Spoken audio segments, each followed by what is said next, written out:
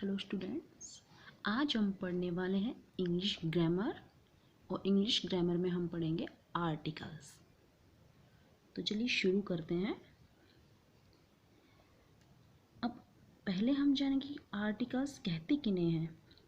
A, an and the are called articles. ठीक है, a, an and the, a and the are called articles. ठीक है, ये तीन आर्टिकल होते हैं, ए, एन और द या THE, the are called articles. ठीक है, इन्हें हम आर्टिकल्स कहते हैं।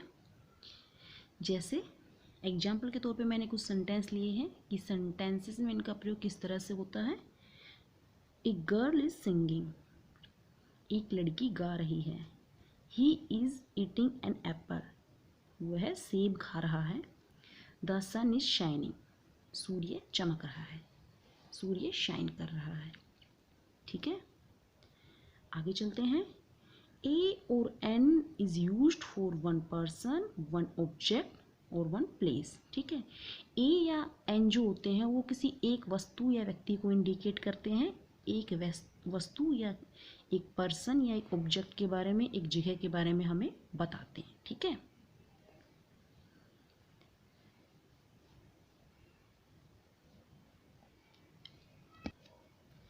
N is used before word that begins with sound of A, E, I, O, U. ठीक है, N is used before word. N उन शब्दों के सामने इस्तेमाल होता है, उन शब्दों से पहले इस्तेमाल होता है that begins with sound of A, E, I, O, U, जो A, E, I, O और यू के साउंड के साथ शुरू होते हैं। ठीक है, जिनकी शुरुआत में इन वोवल्स की साउंड आती है, उन वर्ड्स से पहले हम एन का इस्तेमाल करते हैं। स्टूडेंट्स, आपको पता होगा कि हमारे जो इंग्लिश अल्फ़ाबेट्स होते हैं टोटल होते हैं 26। उन 26 अल्फ़ाबेट्स में 5 वोवल होते हैं, जो कि ये अल्फ़ाबेट हैं। कौन से? ए, ई, आई, ओ, यू। ठीक है, और बाकी जो अल्फ़ाबेट्स बच गए वो कॉन्सोनेंट होते हैं। अब हम चलिए एन आर्टिकल के कुछ एग्जांपल्स देखते हैं। He is an excellent student, वह एक उत्कृष्ट स्टूडेंट है या छात्र है। He is an excellent student. ठीक है, एक्सेलेंट में देखिए ए साउंड हो रहा है। ठीक है, ए। ठीक है, वैसे तो ई से शुरू है, लेकिन हम अगर इसको बोले एक्सेलेंट तो यह हिंदी का ए जो कि अपने आप में एक स्वर है। ठीक है, या यहाँ पे हम बात करें तो ए की ध्वनि आ रही है, अर्थात एक वोवल की ध्वनि आ रही है, तो यहाँ पे एन का प्रयोग होगा। Second, my brother is an engineer, मेरा भाई एक इंजीनियर है। यहाँ पे ई अर्थात एक वोवल साउंड कर रहा है, तो यहाँ पे भी एन का प्रयोग होगा।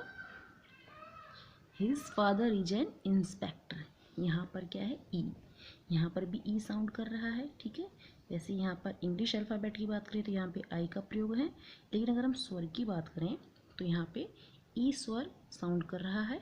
His father is an inspector.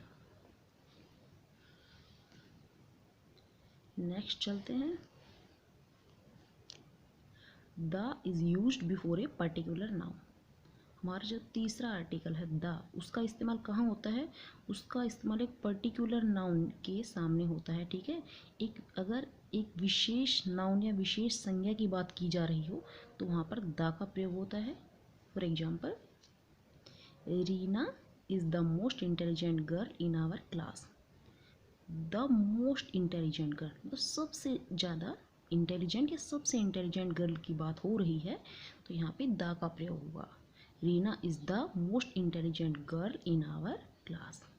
Second example, who is the monitor of class, यहाँ पर पर्टिकुलर नाउन क्या है? मॉनिटर, की क्लास का मॉनिटर कौन है। ठीक है, तो यहाँ पर एक पर्टिकुलर नाउन की बात हो रही है, तो उसके सामने द का प्रयोग होगा। Who is the monitor of class, class का मॉनिटर कौन है। तो स्टूडेंट, हमने आज पढ़े हैं आर्टिकल। आर्टिकल 3 होते हैं संख्या में, ए, एन और डी। ए का प्रयोग होता है किसी सिंगुलर पर्सन या ऑब्जेक्ट के सामने। ठीक है, अगर एक व्यक्ति वस्तु की बात हो रही हो तो ए का प्रयोग होता है। एन का प्रयोग होता है वो वर्ड जो ए ई आई ओ या यू के साउंड से शुरू होते हो, ठीक है। या अगर हिंदी में अगर मैं इसको समझाऊँ तो जो स्वर की ध्वनि से शुरू होते हैं, जिनके शुरुआत में एक स्वर की ध्वनि उच्चारित हो रही हो, तो वहाँ पे एन का प्रयोग होता है। जैसे he is an excellent student, an excellent, an engineer और एन इंस्पेक्टर। दा का प्रयोग कहाँ होता है? दा का प्रयोग किसी पर्टिकुलर नाउन के सामने होता है, उससे पहले होता है। जैसे Reena is the most intelligent girl, या इसके स्थान पर हम बोले मोस्ट ब्यूटीफुल, ठीक है, तो वहाँ पे दा का प्रयोग होगा। सेकंड है who is the monitor of class. यहाँ पर हमारा पर्टिकुलर नाउन क्या है? मॉनिटर। यहाँ पे मॉनिटर के बारे में पूछा जा रहा है, who is the monitor of class, ठीक है, यहाँ पे दा का प्रयोग होगा। तो आई होप आपको समझ में आ गया होगा स्टूडेंट्स। अगर आपको अच्छा लगा हो, वीडियो पसंद आया है, तो चैनल को सब्सक्राइब करना ना भूलें और वीडियो को अपने फ्रेंड्स के साथ शेयर भी करें। Thank you.